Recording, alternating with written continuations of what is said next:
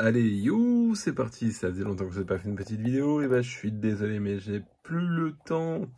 Je suis débordé, c'est pour ça que je ne suis plus assidu en termes de vidéos. Et je vous fais une vidéo vite fait sur les Ocophila longinoda, donc une espèce de fourmi tisserande qu'on trouve en Afrique, notamment au Sénégal et dans d'autres régions d'Afrique comme ça. Et donc elles ont bien évolué à mon grand plaisir. Donc c'est une espèce qui est pas forcément simple, mais bon, j'ai eu la chance, je suis tombé sur une bonne gine, et du coup, on peut voir que ça a bien évolué. Vous allez pouvoir voir ça, alors vous verrez pas la gine, puisqu'elle est dans un tube caché, et je vais pas m'amuser à tout démonter. Là, vous pouvez voir qu'il y a une grosse partie du couvain dans ce tube-là, également dans celui-là, et dans le gros tube noir, là, vous allez voir, alors je dézoome.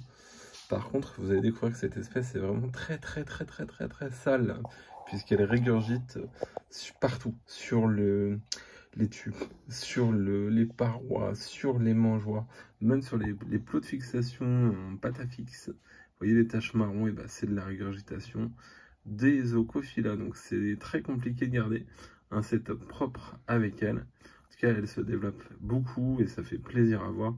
Et vous avez, je vais vous les montrer un petit peu. Donc voilà, on peut voir qu'il y a quand même du couvain.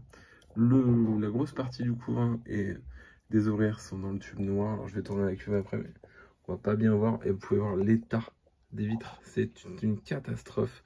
Donc là, je les ai nourris un peu avant la vidéo. Donc je donne des proies vivantes. Elles sont maintenant tellement nombreuses.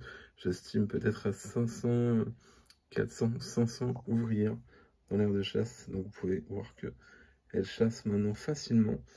Là, le grillon s'enfuit, mais elles vont finir par l'immobiliser et ça sera fini pour lui. En tout cas, c'est une espèce qui est vraiment chouette. Je suis vraiment content de l'avoir et de réussir pour le moment à la maintenir. Est-ce que ça durera dans le temps? Je ne sais pas. Mais en tout cas, c'est une espèce qui est quand même assez capricieuse. Donc voilà, pour les Ocophila. Donc je vais s'étendre un peu la cuve. Donc vous pouvez voir qu'il y a des ovaires dans tous les tubes. Donc le gros tube, il est blindé. Celui-là aussi, il y a du monde. Dans celui-là également. Le problème, voyez, les vitres sont tellement sales à cause des fourmis que c'est pas évident. En tout cas, ça fait bien plaisir. Par contre, elles sont pas propres. Elles mettent des carcasses partout et à nettoyer, c'est l'enfer. Ça consomme énormément. Là, pour tout vous dire, je suis en général tous les 2 jours à peu près une dizaine de proies et à peu près 2 bouchons de liquide sucré, pour vous donner une idée, 2 bouchons de bouteille qui sont consommés en 2 jours sans problème. C'est vraiment un gouffre au niveau alimentaire. Ça aime beaucoup la chaleur, puisque là elles sont chauffées à 30 par le sol et elles ont un petit point chaud avec, quand la cuve est posée, il y a une petite rampe LED sur le dessus. Et donc là elle n'est pas là sur la vidéo, mais je la mets habituellement et du coup ça permet d'avoir donc vraiment au sol facilement 30 degrés et là en haut genre 28, 29, donc il leur faut vraiment des grosses températures. Hormis donc les tubes et l'abreuvoir qui est presque vide d'ailleurs, je ne rajoute aucune humidité. Donc la cuve est vraiment bien ventilée. Donc là, comme j'ai mis le flash, malgré que les vitres sont sales, pour qu'on voit un minimum et que tout le monde réplique, non mais qu'est-ce que c'est que ça? Pourquoi il y a la lumière? Et là aussi, ce gros tube là, ils ont bien tissé. C'est un tube que j'ai mis il y a à peu près un mois. Et du coup, ça tisse énormément. Le dernier tube, c'est un des moins tissés puisque j'avais changé, j'avais profité que le tube était vide pour remettre une réserve d'eau. Et depuis que j'ai mis à nouveau de l'eau, et bah, tout le monde a réappliqué. Et donc ouais, ça consomme vraiment tout. C'est vraiment très friand. On va se mettre comme ça pour mieux voir. Vraiment friand d'insectes. Les protéines, c'est vraiment leur truc. Et les liquides sucrés, donc tout y passe. Liquide pour abeilles, sucre de canne non raffiné, la grenadine, des fruits, des morceaux de pommes. La dernière fois, je leur ai donné, elles ont mangé.